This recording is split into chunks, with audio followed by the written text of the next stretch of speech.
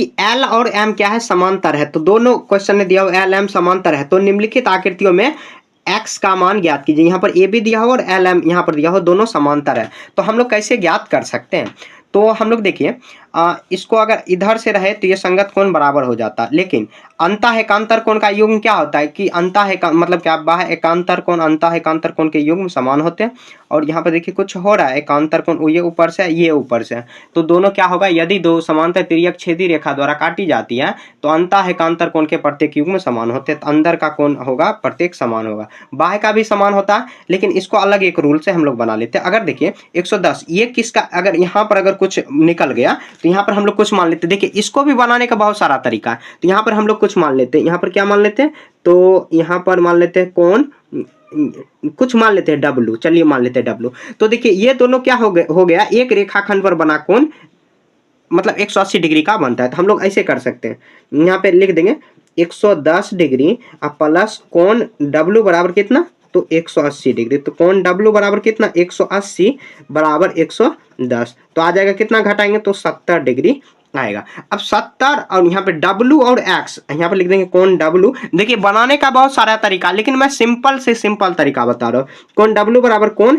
X क्या है, तो ये संगत कोण है, संगत कोण है, संगत कोण ऐसे ब्रैकेट में लिखनी है। तो कोण x बराबर, या x बराबर कितना, तो संगत कोण क्या होता है, बराबर होता है, तो ये x बराबर हो जाएगा। देखिए सबसे पहले आपको याद रखना, एक रेखाखंड है उस पर बनता है 180 डिग्री का कोण बनता है। तो हम लोग एक रेखाखंड पर ये 110 प्लस ये दोनों, तो एक ही रेखाखंड पर 180 के बराबर करें तो W निकल गया, W इसका संगत है, तो ये दोनों का मान बराबर आ गया। समझ गए?